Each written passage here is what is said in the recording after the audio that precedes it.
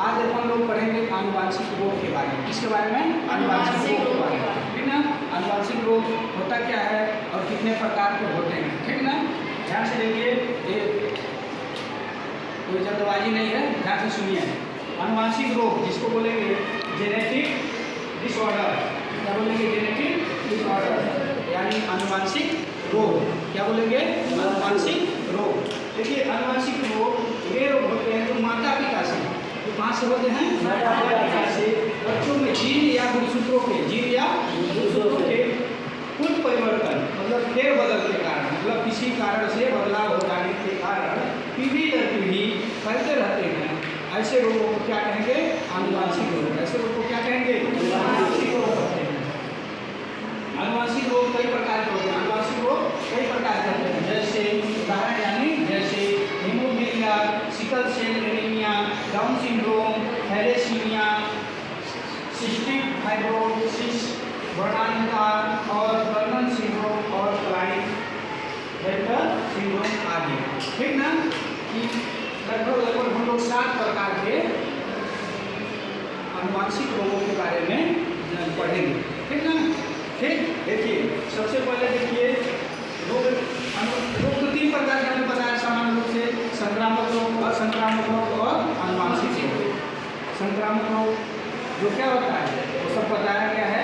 अभी देखिए समय कम है इसलिए सिर्फ आनुवांशिक बीमारी पे ही चर्चा होगी। तो देखिए जो पीढ़ी दर पीढ़ी, जो लोग पीढ़ी दर पीढ़ी माता पिता से अपने बच्चों में क्रमशः चले जाएं, और ऐसे रोग को क्या कहेंगे? आनुवांशिक रोग। और किसके कारण होता है? जीन या गुणसूत्रों के कुछ परिवर्तन के कारण पहले ऐसे रोगों को क्या कहेंगे? आनुवांशिक रोग। जो पीढ़ी दर पीढ़ी जाए और जीन या गुणसूत्रों के उत्परिवर्तन के कारण फैले ऐसे रोग को क्या कहेंगे? आनुवांशिक रोग कई प्रकार के रोग होते हैं, मतलब कई रोग को इसके कई उदाहरण हैं।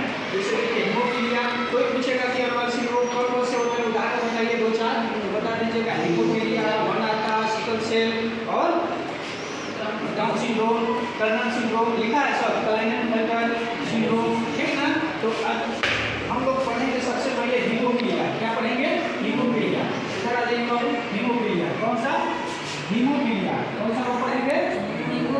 इधर आ जाइए, इधर देखिए हम लोग पढ़ेंगे हीमोफीलिया। सबसे पहला नंबर हीमोफीलिया है इधर, ये है ना। तो देखिए हीमोफीलिया क्या होता है? इसमें रक्त का कणा नहीं जमता है, मतलब मामूली सी चोट लगेगा और खून जो होता है ना, खून ब्लड जिसको कहते हैं, लहू कहते हैं, रक्त कहते हैं, तो जो थोड़ा सा भी चोट लग जाए तो उसका थक्का जमता है ना, जम जाता है, अपने आप रुक जाता है, खून का बहना रुक जाता है। इसमें जब कभी चोट लगेगा थोड़ा सा भी तो खून बहता ही रहेगा, जिससे शरीर का पूरा खून निखर जाएगा और जिससे हम लोग मौत के पास पहुँच जाएंगे, ठीक है। देखिए इसमें रक्त का थक्का नहीं जमता है, जिससे इंसान की मामूली चोट के कारण मृत्यु हो सकती है। शरीर का पूरा खून निकल जाता है, इससे क्या हो जाएगा? मृत्यु हो सकती है, ठीक, बन जाएगा ना। कोई पूछेगा रक्त का थक्का नहीं जमता है, कौन सा आनुवांशिक रोग होता है? हीमोफीलिया। कौन सा रोग? हीमोफीलिया। किस रोग में शरीर का थोड़ा सा चोट लग जाए और खून पूरा पहुंच जाए, उसको कौन सा रोग कहेंगे? बन जाएगा ना। अब देखिए sickle cell anaemia, sickle cell anaemia, इसको 60 रुपये में हम लोग छोटा सा सिंपल भाषा में कहते हैं एनीमिया हो गया है। कौन सा रोग हो गया है? एनीमिया। एनीमिया मतलब खून का कमी, एनीमिया मतलब खून का कमी। देखा है एक यह एक रक्त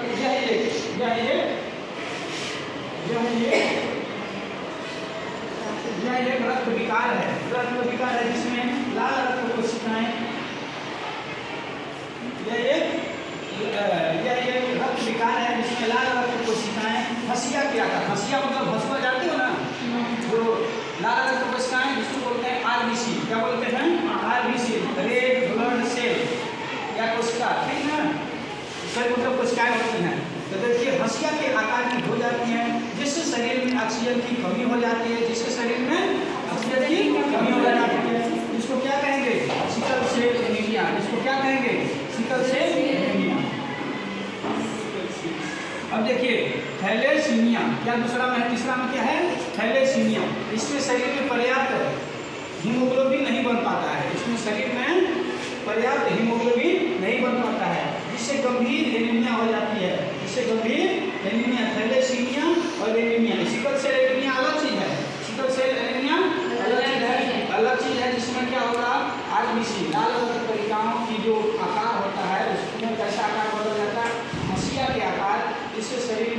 ऑक्सीजन की कमी हो जाती है, जिससे शरीर में ऑक्सीजन की कमी हो जाएगी।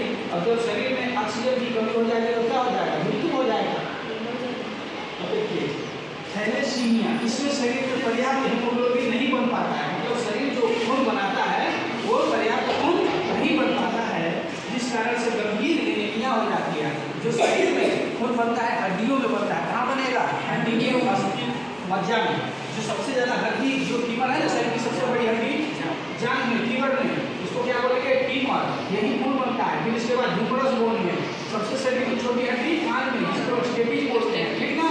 अब देखिए थैलेसीमिया, इसमें शरीर पर्याप्त मात्रा में हीमोग्लोबिन नहीं बना पाता है, खून नहीं बना पाता है, जिससे गंभीर एनीमिया हो जाती है, यानी शरीर में भारी मात्रा में खून की कमी हो जाती है, जिससे क्या हो जाएगा, मृत्यु हो जाएगा। देखिए सिस्टिक फाइब्रोसिस, सिस्टिक फाइब्रोसिस, यह ऐसा आनुवंशिक रोग है जो दो जगह प्रभावित करेगा, एक तो फेफड़े को नुकसान करेगा और दूसरा पाचन तंत्र, फेफड़े को और पाचन तंत्र को लिखा होगा। यह फेफड़े और पाचन तंत्र को प्रभावित करने वाला एक आनुवंशिक बीमारी है, यानी फेफड़ा शरीर में सही से काम नहीं करेगा, प्रभावित हो जाएगा तो जीवन पूरा सही से नहीं चल पाएगा, बीमार हो जाएगा, ठीक है। और आनुवंशिक रोग ऐसा रोग होता है जो जल्दी इसका कोई इलाज नहीं है, दवा से ठीक नहीं होगा, ठीक है। ये आनुवंशिक है, समझ में आया कि नहीं, कोई दवा नहीं काम करता है। और खोज जारी है, देखो क्या होता है, हम क्या इसके बारे में देखिए। सिस्टिक फाइब्रोसिस जो है, फिर पूछेगा सिस्टिक फाइब्रोसिस किस अंग को प्रभावित करता है, फेफड़ा और पाचन तंत्र, फेफड़ा और पाचन तंत्र। फेफड़ा शरीर में दो होता है, दायां और बायां, ये साइड यहीं से फेफड़ा, और पाचन तंत्र अमाशय, छोटी आंत, बड़ी आंत, ठीक ना, ये क्या है, पाचन तंत्र है, ठीक ना। अब देखिए इसको प्रभावित करते हैं। Turner syndrome, Turner syndrome, Klinefelter syndrome, ये गुणसूत्रों की अनियमितता के कारण होता है।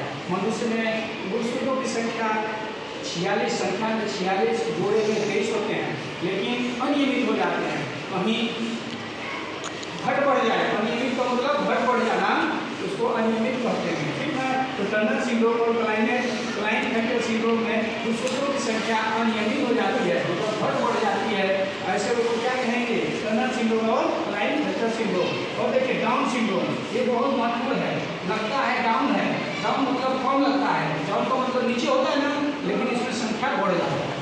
देखिए इसमें गुणसूत्र की अतिरिक्त प्रति बढ़ जाती है, मतलब एक और बन जाता है। इसमें डाउन का मतलब लगता है कम हुआ है, डाउन का मतलब कम नीचे होता है ना, लेकिन इसमें संख्या गुणसूत्र की जो 21वां जो गुणसूत्र होता है, इसमें एक अतिरिक्त प्रति बन जाता है, जिससे शरीर में विकार उत्पन्न हो जाता है, और जिससे मानसिक और शारीरिक विकार उत्पन्न हो जाते हैं। समझ में आया नहीं, मानसिक रूप से थोड़ा दिमाग काम नहीं करेगा, शारीरिक रूप से कमजोर रहेगा, ऐसे वैसे विकार उत्पन्न हो जाएंगे, ऐसे रोग को आनुवंशिक रोग कहेंगे, ठीक है। तो पूछेगा कि डाउन सिंड्रोम में क्या होता है, तो बताना पड़ेगा कि किसमें गुणसूत्र में जो होता है उसका एक अतिरिक्त काफी मतलब एक और गुणसूत्र बन जाता है, जिस कारण से शरीर में मानसिक और शारीरिक विकार उत्पन्न हो जाता है, बीमारी उत्पन्न हो जाती है, ठीक ना।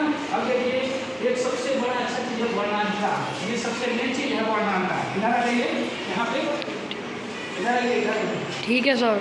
वर्णांता, इसको बोलेंगे कलर ब्लाइंडनेस, क्या बोलेंगे, कलर ब्लाइंडनेस। ये बहुत महत्वपूर्ण चीज है, ये रेलवे की नौकरी में जाते हैं सबसे पहले रेलवे वाला जांच करता है, क्योंकि रेलवे में 3 गो रंग दिखता है ना, रेलवे में 3 गो रंग दिखता है ना, लाल, हरा और पीला। लाल का मतलब होता है खतरा, रुके हो तो जहाँ भी, पीला का मतलब होता है धीरे धीरे चलो, एकदम हरा चलता रहेगा एकदम, पीला का मतलब तेज हुआ, हरा का मतलब धीरे धीरे चलो, नहीं, हरा का मतलब एकदम तेज से, पीला का मतलब धीरे धीरे, सुनिए ना बात, गलत बोलना है। लाल मतलब स्टॉप होता सर, लाल का मतलब रुके रहो, ठीक ना, बहुत सारा है, लाल का मतलब रुके रहो, पीला का जाके जब स्टेशन में जाइएगा तो वहाँ 3 गो बत्ती दिखेगी, ठीक ना, रात के समय लाल, पीला और हरा। लाल का मतलब जब जल जाए, जैसे पहले इलेक्ट्रॉनिक सामान नहीं था, लाइट बत्ती का नहीं था, उसमें झंडी गाड़ देते थे दूसरों, लाल कपड़ा में लकड़ी से, नहीं देखो रेलवे लाइन में, जिससे रुक जाओ, जहाँ ट्रेन जाने आगे खतरा है, रुका रहेगा, पटरी ट्रेन खराबी रहेगा, जो भी खराबी रहेगा, ठीक ना। देखिए 3 गो होता है, लाल, हरा और पीला, सॉरी लाल, हरा और पीला। तो लाल को इसी में, इस रोग में पीड़ित व्यक्ति लाल और हरा, सिर्फ लाल और हरा,